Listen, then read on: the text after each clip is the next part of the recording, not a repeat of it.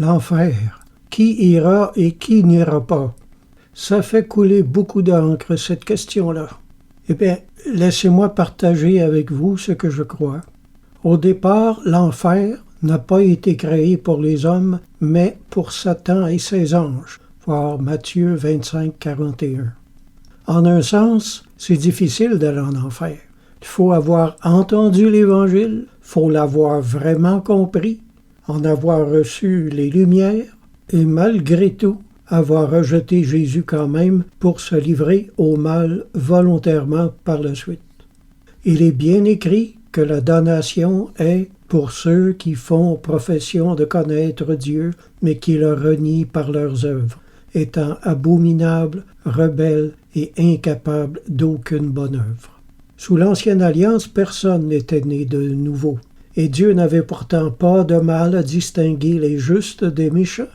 Dieu sait aussi voir et comprendre ceux qui sont au milieu, là, dans la zone grise, c'est-à-dire tous ceux qui n'ont pas entendu l'Évangile, ou qui l'ont entendu mais qui l'ont pas compris. Il y a un bon paquet de gens qui ont vécu et qui sont morts dans cette zone grise-là. Pour en nommer quelques-uns, il y a ceux qui sont atteints d'une maladie mentale, qui les empêche de comprendre le sens des phrases. Il y a le païen, qui habite des régions retirées de la civilisation, et les personnes trop âgées ou trop malades. J'en oublie peut-être, là, mais grosso modo, c'est ça. Arrivé à un certain âge, l'habitude de vivre plus ou moins sans Dieu fait souvent qu'une personne est incapable de concevoir qu'il existe une autre façon de vivre, et même si on essaie de la lui expliquer, elle ne comprend simplement pas.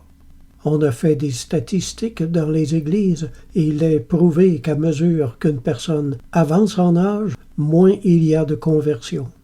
L'âge a un rapport de mesure direct avec la capacité de comprendre l'Évangile et de l'accepter. Mais pas besoin d'être âgé pour ne pas comprendre l'Évangile.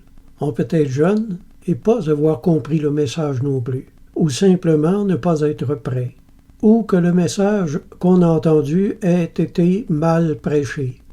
On a tous eu un cheminement à faire plus ou moins long avant d'arriver à accepter le Christ comme sauveur personnel.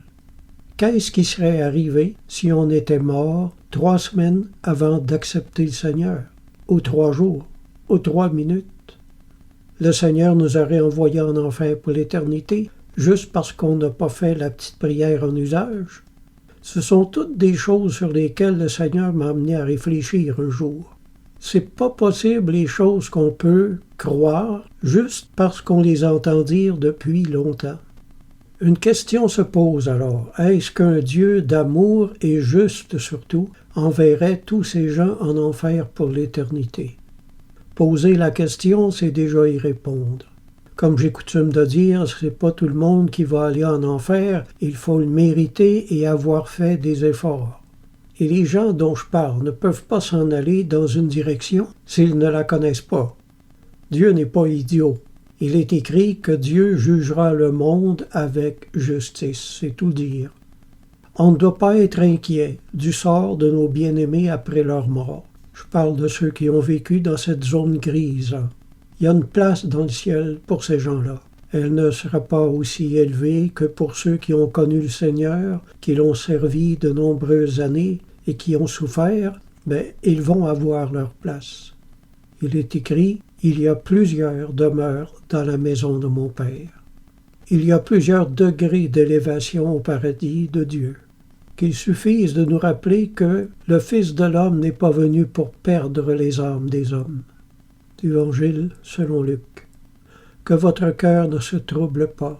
Il y a plusieurs demeures. Si cela n'était pas, je vous l'aurais dit. Jean chapitre 14. Amen.